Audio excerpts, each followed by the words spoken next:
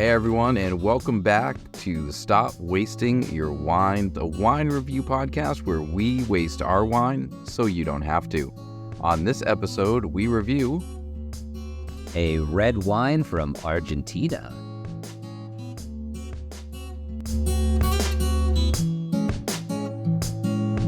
Fantastic. Hey everyone, just welcome back. This is Aaron, and I'm sitting here with two of the most delightfully splendid, just kindest people I know, Joel and Colin. How the heck are you guys? Really, really good. A little tired, but really, really good. You always give such nice compliments, Aaron. I like when you host the episodes. Now, you went into that, you had no idea what you were going to say, and you just thought of the nicest words, and you strung them together. I could tell. I've known you long enough to know. Yeah, I'm really glad it landed where it did, because I almost just went right off a cliff and just started making words up. So this was good. We got to the right place, and I stand stuck by to real words.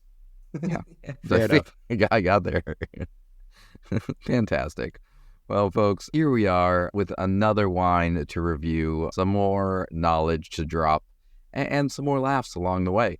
So, Joel, can you let us know what we will be drinking today? I would be happy to, Aaron. So this is our red wine from Argentina. More specifically, this is from Layer Cake.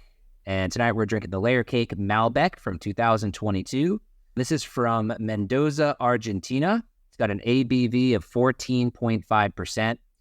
And we picked it up. Yeah, it's up there. I think probably the highest one we've done so far. We picked this up at our local grocer. This is one of those ones, guys, that you can pretty much find anywhere: grocery store, your local wine shop, kind of all over the place. So, Layer Cake Malbec, and we picked this up for somewhere between $12 and about $15 too, depending on where you are. Cool. Thanks, Joel. Today we're gonna be starting something a little bit new. We're actually gonna talk about why we picked this wine today, and this is a suggestion from a longtime listener, Matt. So thank you so much for the idea, Matt. And today was my turn to pick a wine, and I had two deep reasons I went with this. Really, world-shattering, life-altering decision making happening here. One was I really like the picture. I like the brand. I like the logo. I think it's simple. It's kind of cool looking. And I always kind of jump out at me when I walk by them on the shelf.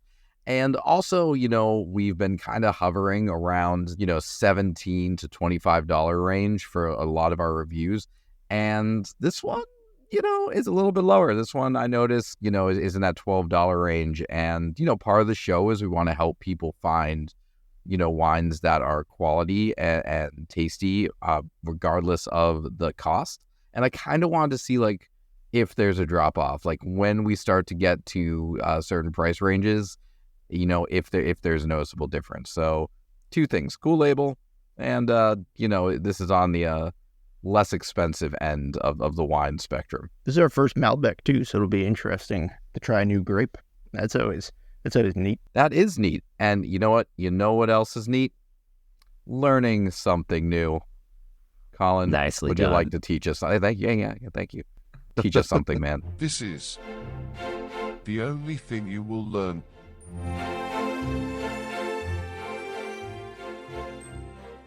All right. So for this episode, I wanted to jump into how to assess a wine, which is what we do here. We taste it, smell it, sniff it, let you know how we think. So I thought I'd go through at least my process and kind of the standard process. I picked this up through my WSET training. This is also kind of a very basic what a sommelier would do. And this is going to be more for when you really want to get nerdy about a wine. You're not going to do this every time you go out and you're enjoying wine at a party or something like that. Although, if you do it enough, you just kind of start to think this way. But this is more for when you're at home and you really want to dig into, the wine and what it brings to the table. So I just want to run down the steps of what you do to assess a wine. So the first step is to swirl the wine. And the swirling the wine actually is, there's a reason for it. You don't just do it to look like a douche. That's actually the only reason I've been doing it. I'm really excited to know why I'm doing it, because it's just the first thing I do and I don't know why. I actually think it looks cool. To me, just do it and you look like you know what you're doing. Like, again, going back to just feeling the most more douche confident mindset possible. I think it looks cool. What are you talking about? It is not douchey. This is how you smell the what? Get out of here. Go on, Is it a Colin. smell thing? We'll talk Colin, about why this am I doing more. this? We'll talk about this more. No, I think it looks pretty cool too. This is why we need to get to video format, though, because we're all sitting here swirling our We're wine. Everybody's idiots. swirling their wine. Everybody's swirling their wine. About this. I got to tell you, I do think I have the best swirl out of all three of us right now, too. I'm judging you all by your swirls. Go on, Just Colin. waiting for you to Come on. dump that dark red wine all over your shirt. I'm not gonna true. lie, Oh, God. you guys look awesome. So Thanks, man. yeah. All right, Colin, why are we doing this? So you swirl because it burns off a little bit of the alcohol, which releases some of the aromas in the wine. So you get that gets the wine going, really releases some of those aroma compounds. Next, after you swirl, you get your nose in, you give it a little sniff, and not only are you looking for the aromas, but you're also looking for aroma intensity. In what's considered a good wine, you have a lot of very intense aromas. The more, the better in what is considered a good wine. There are three major categories of aromas, which I think this is pretty cool to think about while you're sniffing. There are primary aromas, which come from fermentation. These are going to be your fruit flavors, mostly. You have secondary aromas, which come from the winemaking process, which is going to be mostly oak influence and other things that a winemaker can do to influence the wine. And then you have tertiary aromas, and these aromas are from aging. These also show up in the taste. So you're going to not only sniff those aromas, but you're also going to taste all three of those categories. And then when you taste the wine, you're also looking for structure, which we talked about over the past couple of weeks. Flavor intensity, quote unquote good wine is going to have a lot of flavor intensity. And then finish, so how long the really nice flavors stay in your mouth. And I keep using the quote unquote because, again, this is a high level view of the WSET education. So, these are just standards. Also, saying quote unquote just brings a whole lot of legitimacy to whatever you're saying. Quote unquote, it makes you sound a little bit cooler. So yeah.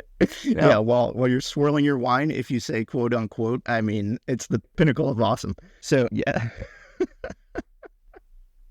they're still swirling their wines. This is ridiculous. You didn't tell me how long. Yeah, I'm sorry. No, it's just a little bit. You only need a quick swirl. It's not a 4-minute swirl. It's just a brief little whoop whoop. So.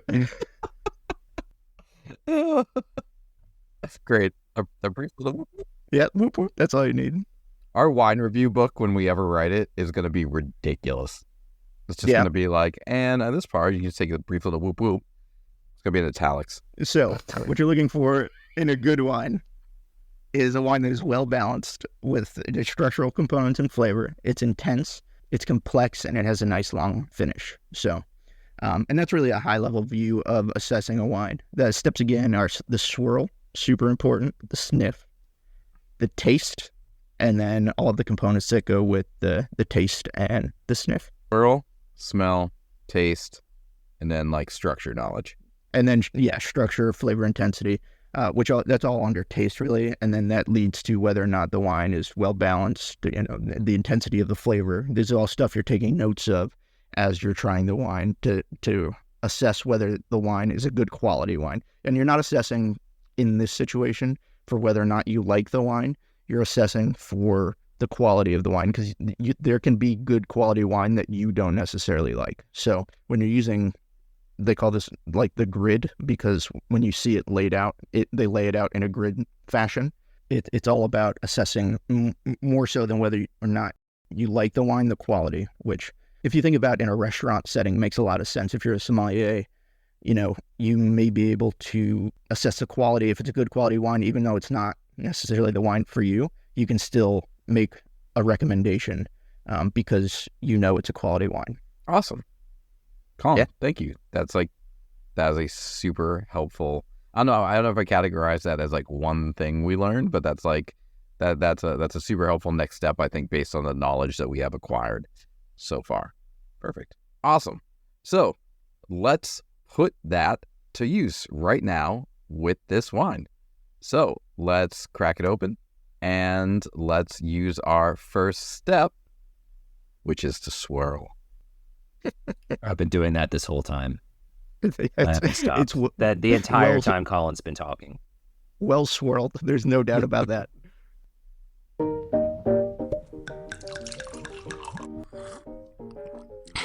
Tastes like wine. All right, we're all a bunch of jerks swirling our wines together. Let's stick our noses in there. What aromas did we unlock with this swirl?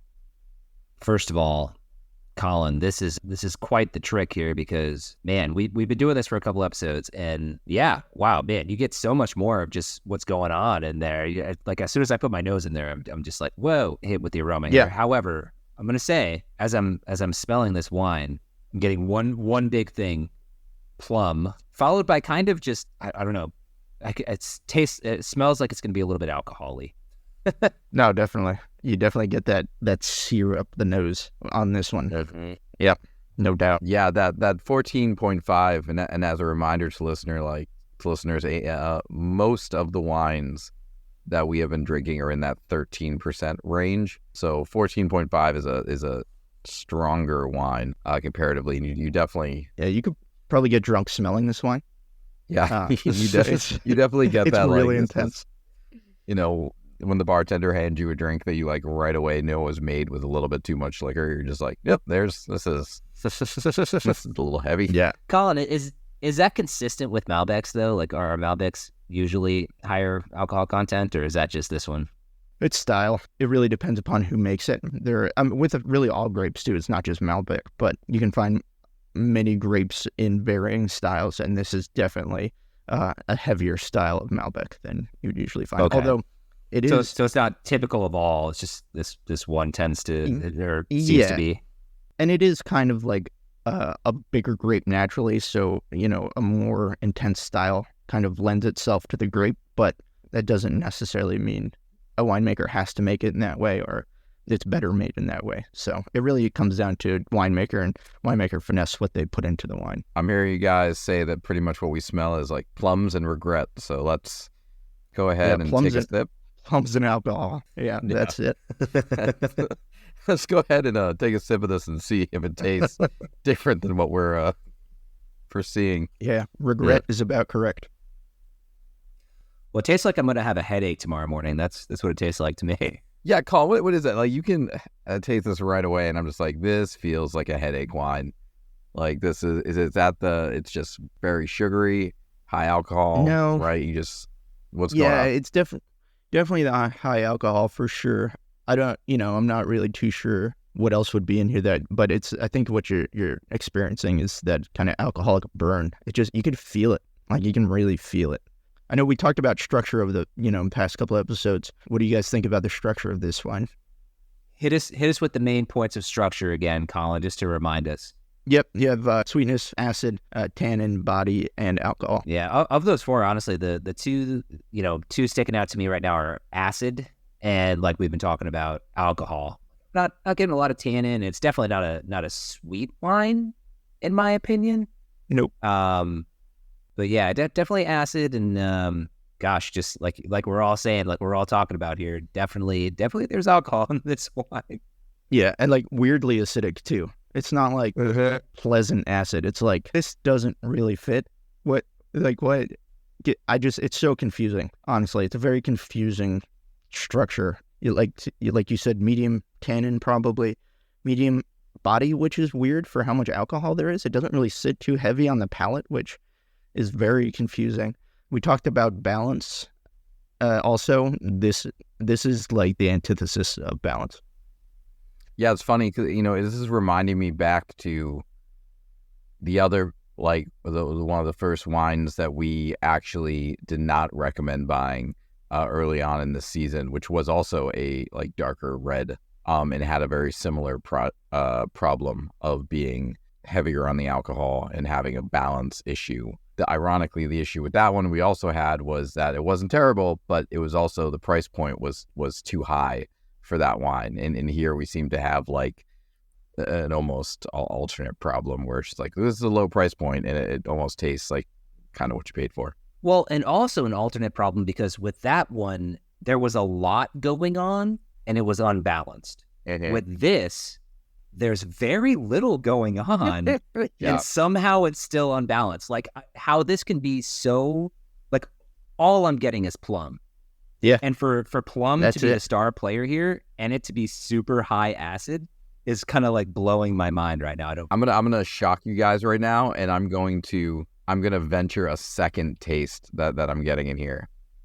Oh, please. Yeah. I'm getting like a little bit of vanilla, but the reason that's like sticking out to me is it's also just like, especially when like you're baking and stuff, like vanilla is something you kind of toss in to just add a little bit to it. And so the fact that what I'm tasting right now is like a vanilla-esque flavor, it's just like, again, like you're saying, Joel, it's like trying to get a flavor out of this. Like there's just there's nothing that's like jumping out, and so there's just like these like accents. Like vanilla is like an accent flavor, and like the plum is like an accent flavor. Yeah. No, vanilla is actually a pretty good call. It's definitely, if you pay attention, really dig. It's in there. God, I would agree with Aaron. that. Aaron's killing it Aaron recently. is becoming like, yeah, you are just, I know up front you were talking about how you don't have all these different familiarities with flavors and stuff, but you're picking out like the quietest flavors in all of these wines. Yeah. Aaron, the little extra. Yeah. Absolutely. It's funny because it also, like, speaking of, it kind of tastes like fake vanilla too. It's not like really nice vanilla. It's kind of like, we got this in here because we thought it should kind of taste like vanilla. So here you are. With that being said, like, so I don't hate it, and I wonder if I was like drinking this with like a meal, if I would care less about like the lack of flavor. You know what I mean? Like if I was having this with a steak, I don't know. I'm trying to give it like a little bit of a benefit right now because it's not upsetting me, but there's not much going on. No, this with food would be even worse because there's not much going on. There's almost no flavor. So any food you eat is going to drown out what little, I mean, unless it's like, it would be steak and then plum is what you would, it's just. Is that what you guys eat for dinner every night? Like, Steak and just a Well, it does sound juicy delicious. plum right next. The only thing I could imagine drinking this with would be like a dessert, which is so weird because it's not a very Finishing your sweet bottle of wine with your vanilla ice cream. Yeah. Yeah. Well, Sad maybe night. that's why. It's funny because like that's the only thing it's the only thing that doesn't kind of gross me out thinking about drinking this while eating is something kind of sweet and something like kind of desserty, not just kind of knock on the wine itself. It's a comment on just kind of like what I'm getting from this and what I would eat with this, which is honestly not all that much. Yeah. The aftertaste of this wine is not good either. It's just not good. All right. Also, like, I think we've like really hammered down into our thoughts about this wine. I do want to, let's jump in. So hit that drop, Colin, which is going to sound really sarcastic at this point. Yeah, but did they like it? It's time to No, review. no. Uh-oh. All right. So We all had the same idea. So let's. I That's think not we could very easily be like, nah, but let's really like dig into this too as we build into this review. So, let's start, Joel. Let's start with you. But where are you putting this? Are you going straight to the drain with this bad boy? I am going toward the drain and I am giving it one last sip, just straight out of the bottle, before just to do my due diligence, and then I gotta tell you, I think I'm pouring it down the drain, and here's my reason. We already talked about how, or at least I already talked about how, like the only thing that I'm getting here is plum, and there's nothing else that it's really offering to me. What we haven't really talked about is the fact that this is about a $12 bottle of wine. We have had 16 $20 bottles of wine that we have really loved and have been really, really nice and really complex and well-balanced wines.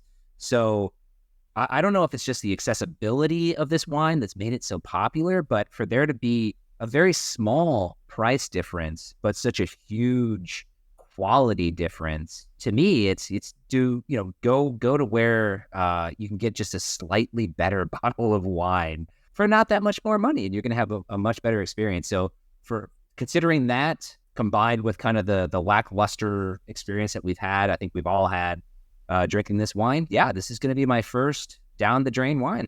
Wow. Yeah, Right. and Let me jump in. I mean, just piggybacking off what you said there, that's kind of the whole reason why we do the podcast to begin with. We want to find people better wine. The whole reason I kind of wanted to start the podcast in the beginning, because I noticed I have a now defunct, well, I guess I don't have it anymore, but wine review blog. It's not up anymore. Defunct makes it sound like someone came in and shut it down. Yeah. You just got to pay GoDaddy another moved on to $13 something and more you're back fun, up, which man. was talking about wine with these two jabronis. Like, you didn't... Yeah, that's Yeah. right. No, yeah, you're right.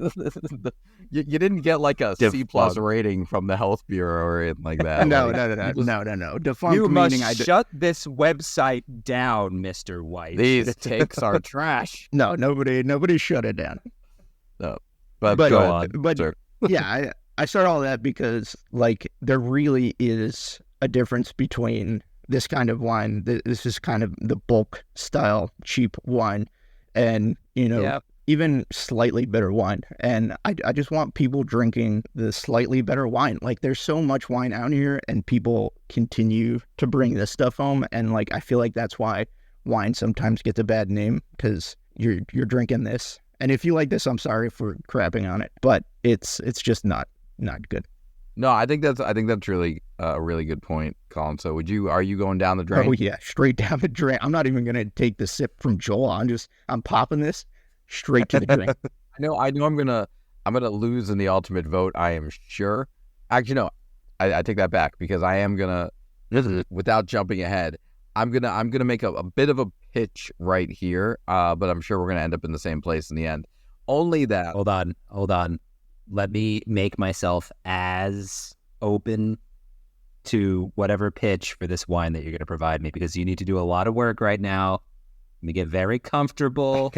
Okay. It's not Pitch me on this wine. It's not even a pitch. It is simply that I think I would keep this wine, like, if it was in the closet, if it was in the back of a bar, like back of my bar, and I need to grab it, like, I think I'm okay with this as like an emergency wine, because of the price point, because the fact that it's not gross, it's not great, but it's not something that I'm like, oh God, I don't want to, like, I'm still gonna drink it. Now, with that being said, when we get to the end of this, I would say it is a waste of your wine for the same reasons that you were saying, Joel, of like, just spend the extra Spoiler. $3-4, to get a slightly better one. And to Colin's point, I think there's like an issue with, and this is something I don't know that I got to learn, that I have no idea if this is a local boutique wine or a massive global conglomerate, because there's nothing about the look, that of the bottle of the wine itself that would show off that it's a major company. So someone could easily pick this up thinking it's like, oh, this is just a small new company, and not know that it's this mass produced, thing that we're experiencing. Which I imagine is a bit of a problem. So I say all that to say, for the price point, for like $13-14, I have no problem keeping this in like my closet. I wouldn't dump it down the drain, but it's not something I'm recommending either.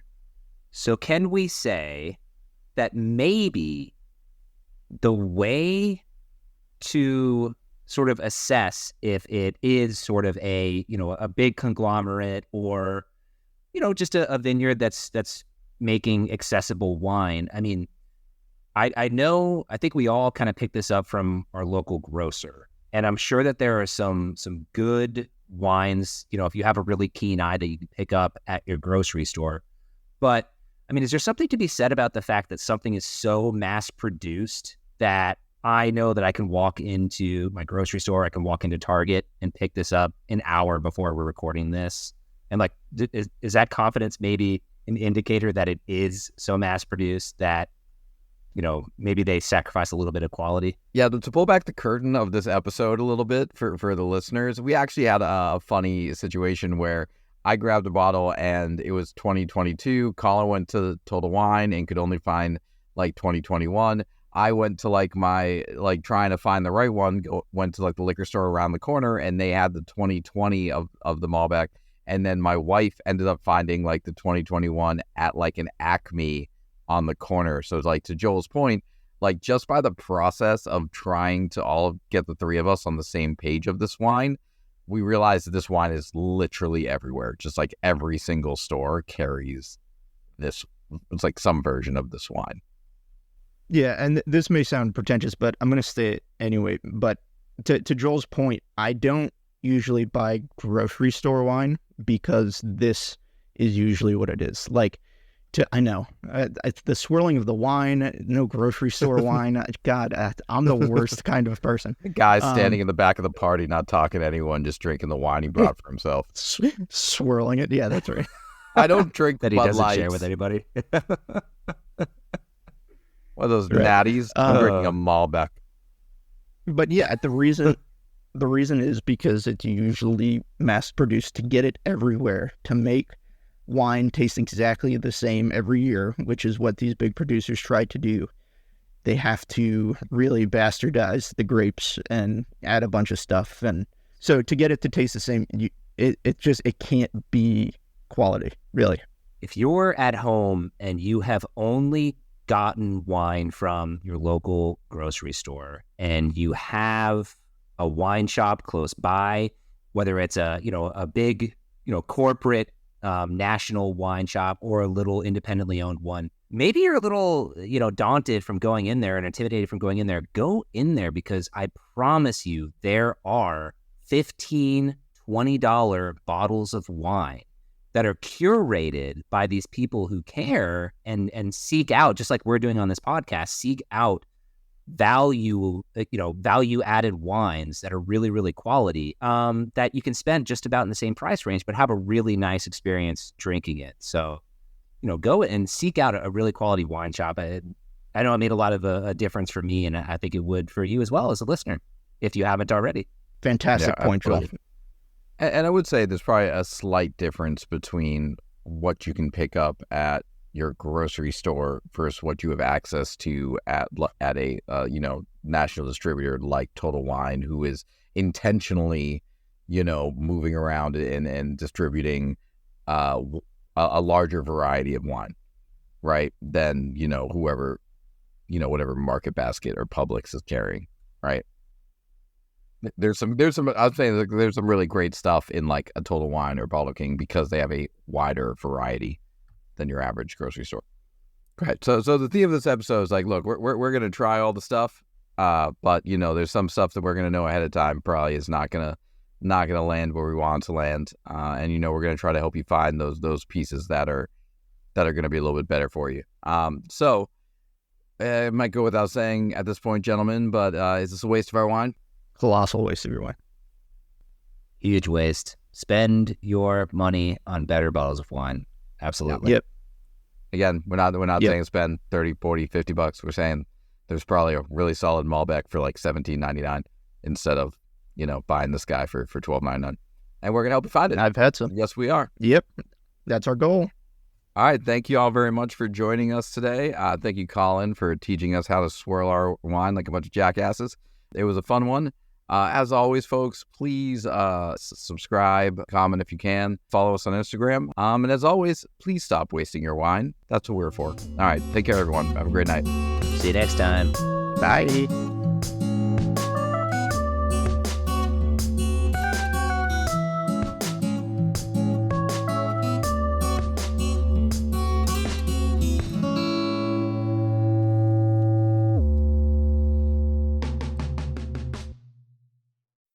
Well, Joel, I usually say see you next week, but Joel took that, so Oh, I'm sorry, man. Maybe that's why I said it. it's okay. Oh, Yeah. last week you also had a weird buy. I did, and the episode I'm editing now, I had a weird bye. I don't know what my problem is, but I can't say bye normally. Wait.